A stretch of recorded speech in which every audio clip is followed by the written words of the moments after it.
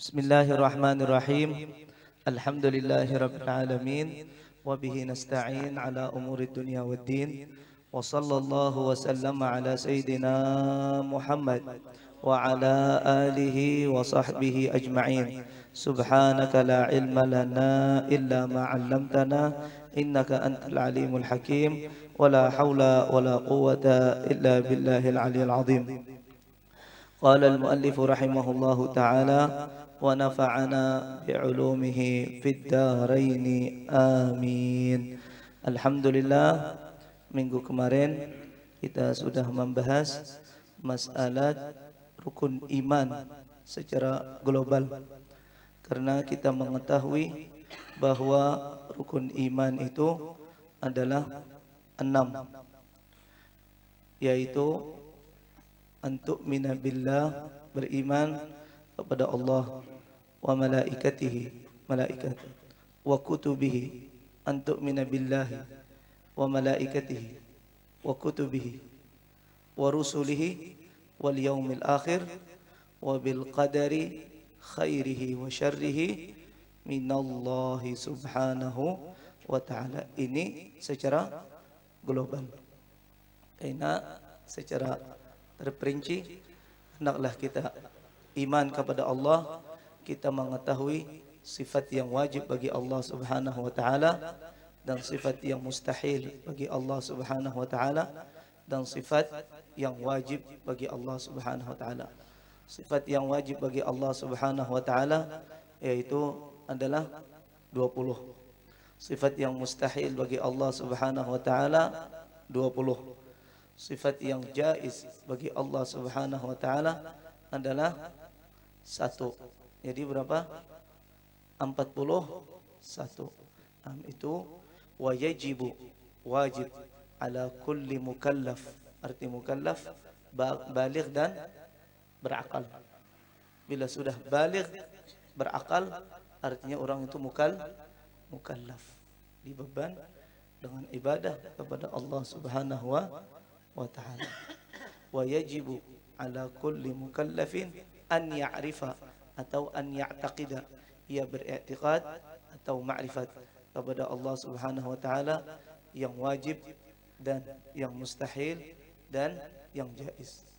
Wa an ya'taqida aidan, dan ia beriktikad juga ma yajibu, apa yang wajib bagi Rasul, apa yang mustahil bagi Rasul, apa yang jaiz bagi Rasul.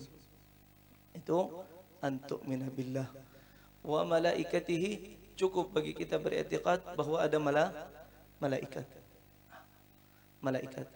Tetapi karena setiap malaikat itu ada tugasnya, ada stafnya, ada namanya apa, kepala dinasnya. Ya loh. Jadi seumpamanya malaikat yang memberi rezeki siapa? Mikail.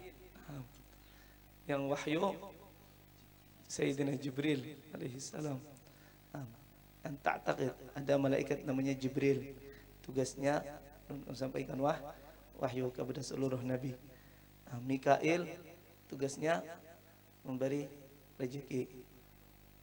Israel jabut nyawa, ruh, nyawa. Mungkar nakir aina jajar.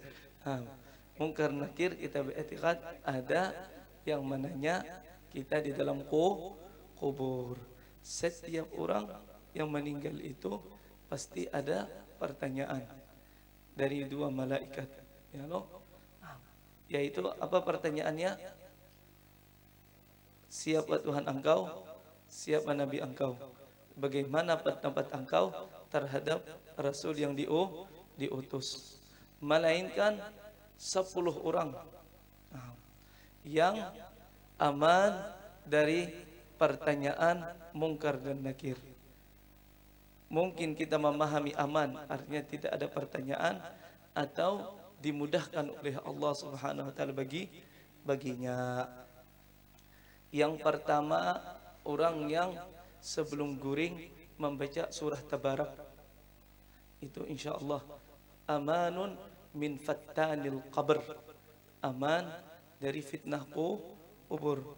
Orang yang setiap malam membaca surah muluk, atau surah tabarak. Oleh karena itu hendaklah kita antara maghrib isya kalau bawa yasin dan tabarak. Dan alhamdulillah di mana-mana langgar, beberapa langgar saja yang kita kadang baca, dan yang di Lok Hamawang, di Syuhada, sebelum pengajian antara maghrib isya baca yasin, dan di sebarang tabarak. Kenapa? Karena Nabi kita Muhammad sallallahu alaihi wasallam bersabda, "Wadittu an yakuna fi qalbi kulli muslim surah tabarak." Saya berharap kepada Allah Subhanahu wa taala, ingin setiap manusia itu, setiap orang hafal surah tabarak. Minimal ia lancar membaca surah tabarak. Surah tabarak. Kenapa? Karena ajar Nabi kita Muhammad sallallahu alaihi wasallam, surat tabarak najja sahibaha min adzabil qabr. Karena pernah surah tabarak itu ia menjadikan perisai bagi orang yang membaca itu daripada siksaan kubur. Jar Habib Salim, pernah ada seseorang ia sebelum tidur ketujuh membaca surah tabarak. Ya, mungkin ia membaca surah tabarak, mungkin ada maksiat-maksiat yang belum ia sawat taubat. Jadi waktu turun yang lahat kubur, mungkar nakir, atau bahasa kabur mungkar nangkir lah, mungkar nakir ingin menyiksa ia. Langsung surah tabarak teriak, jar surah tabarak, ya Allah, orang ini selalu membaca saya, dan orang itu dalam jaminanku. Bila ia tetap disiksa, maka ya Allah, hapus surah ulun itu dari Quran. Itu riwayat yang dengar dari Al Habib Salim Asy-Syatiri, alim wa muhaddits. Jadi hendaklah kita membaca surat tabarak. Salah satunya orang yang aman dari azab kubur, yaitu orang yang tiap malam membaca surah tabarak. Dan orang yang meninggal malam Jumat, meninggalnya malam Jumat, karena dikubur hari Sabtu, ada bapak. Jangan meninggal hari Jumat, karena menunggu sampai malam Jumat akan datang baru dikubur. Ya Pak Ji, kalawasan. Kalawasan. Jadi orang yang meninggal malam Jumat itu, beberapa hadis-hadis, ada beberapa orang yang aman dari pertanyaan mungkar dan nakir. Dan kalau ada salah juga, orang yang meninggal sedang menuntut ilmu, meninggal dalam hal keadaan ia menuntut ilmu, insya Allah aman orang itu dari pertanyaan mungkar dan nakir. Ini kita beriktikad bahwa ada dua malaikat yang menanya kita di dalam kubur. Itu salah satu kewajiban kita. Dan minta maaf, wah ini banyak ini saya ajar guru Karyas kaliwatan ilmunya, karena jar kadang masuk akal. Sesuatu yang kita kadang melihat, kita beriman bungul banget jar. Itu nauzubillah, kita ada sesuatu itu namanya khudu, tunduk. Tunduk itu apa? Sesuatu yang kita lihat atau tidak lihat, dicoba, dirasa atau tidak. Wah ini kita membahas masalah secara terperinci. Wa aslul iman, kata al-Imam Ahmad bin Zain al-Habashi radhiyallahu taala anhu. Wa aslul iman, asal iman, an ta'taqida anna Allah taala mawjudun, bahwasanya engkau meyakini bahwa Allah Subhanahu wa taala ada. Wa annahu taala wahidun, maha esa. La syarikalah, tidak ada sekutu baginya.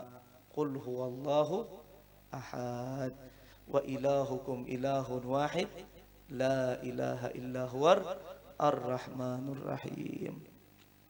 Wala mathilalah, tidak ada sesuatu yang merupai Allah Subhanahu wa taala, serupa dengan Allah Subhanahu wa taala. Wala syabiha lahu, tidak ada yang menyerupai Allah Subhanahu wa taala. La mathila lahu, tidak ada serupa selain seperti Allah Subhanahu wa taala dalam zat. Tidak ada zat yang qadim, yang sedia. Tidak ada zat yang kekal. Semua kullu man 'alaiha fan. Setiap sesuatu itu pasti akan binasa.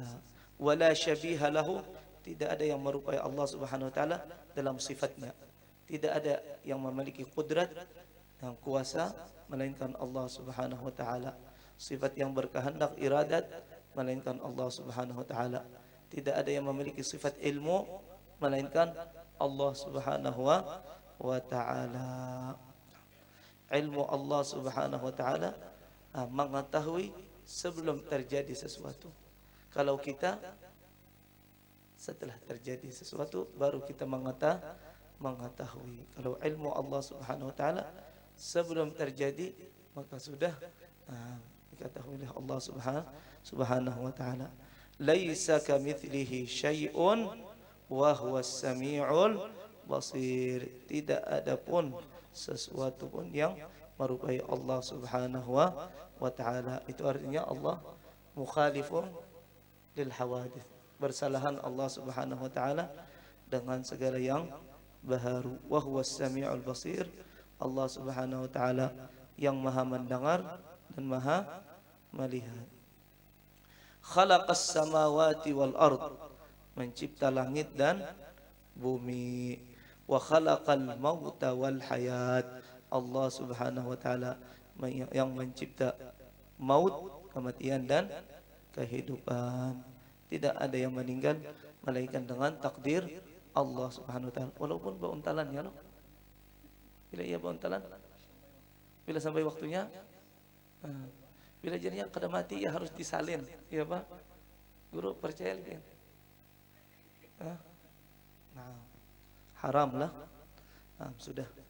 Innallaha khalaqal mauta wal hayat. Apa surah Tabarak?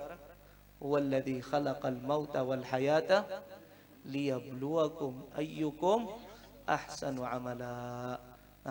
Wa ma ja'alna li basharin min qablikal khuld afa in mitta fahumul khalidun.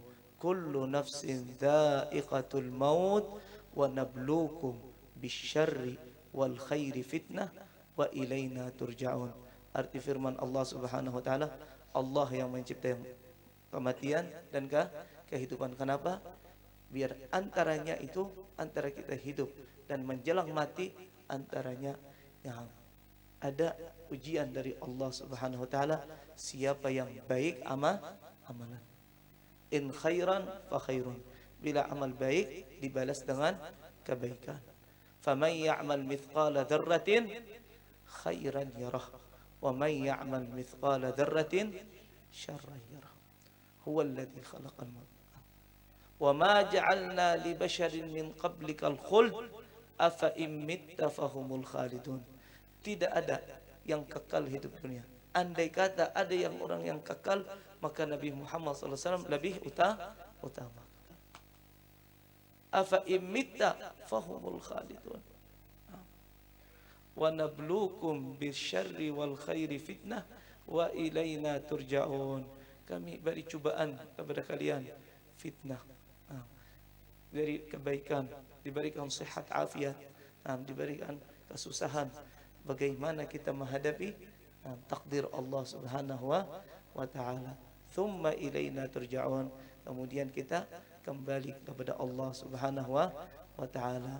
Apakah kita bawa sangu atau tidak?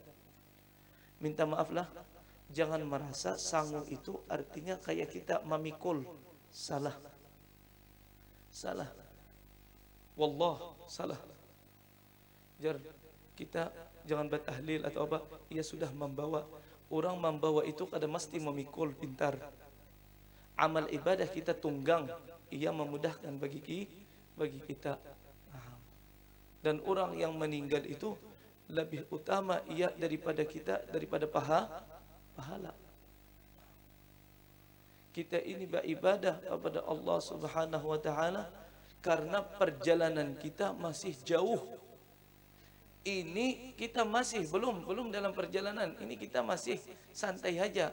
Perjalanan jauh. Kita anggap di rumah masih sisa sangu di mobil. Belum kita berangkat. Ya Allah, belum berpulang ke rahmat Allah, belum berangkat. Jadi kita ini sangu untuk bila berangkat itu mudah, lancar, mulus kita jalan. Babawaan itu kadang mesti memikul jar karena barat iya dah salah. Pahaman kita salah. Jadi bila kita bekal itu artinya tunggangan bagi kita biar mulus menghadapi Allah Subhanahu wa taala. Dan kaina di hari kiamat jar Sayyidina Ali, i'malu lid dunya li'amalin la jazaa'a lah wa'malu lil akhirah liyaumin jazaan la amalah. Artinya kita hidup di dunia ini amal tidak ada balasan. Tidak ada, kada melihat kita. Tapi kaina di akhirat kada ada amal yang ada balasan. Jadi kita hidup di dunia ini hendaklah kalau kawa lain setiap menit, salah setiap detik kita beribadah kepada Allah Subhanahu wa taala. Tidak ada penyesalan bagi seseorang maupun di dunia dan di akhirat ia menghabiskan waktu tanpa ibadah kepada Allah Subhanahu. Inna ahlal jannah la yatahassarun li sa'atin adha'uha fi ghairi dzikrillah. Ahli surga, mereka di surga. Ara ya kalau di surga, apa penyesalan bagi kita di surga? Ada dapat penyesalan kita di surga. Apa? Kita nyesal bahwa ada satu saat kita kada beribadah kepada Allah Subhanahu wa taala. Satu saat saja kada beribadah. Kenapa kita nyesal? Karena kita mengetahui andai kata aku mau ucap subhanallah, derajatku lain sini lebih tinggi daripada ada. Di dalam kitab Hidayatus Salikin karangan Syekh Abdul Samad Paliman, setiap derajat pertama lawan derajat yang kedua antaranya berapa? 500 tahun. Berapa ya kita 500 tahun? Sebulan aja berjalan sampai kemana kita? Ke Mekah, wah ini berapa? 12 jam wara. Coba kita berjalan. Jadi huwallazi khalaqal mauta wal hayata liyabluwakum ayyukum ahsanu amala. Kita belajar untuk amal. Kita hidup di dunia dua kewajiban. Belajar, beramal. Belajar tanpa amal rugi. Beramal tanpa ilmu sia-sia.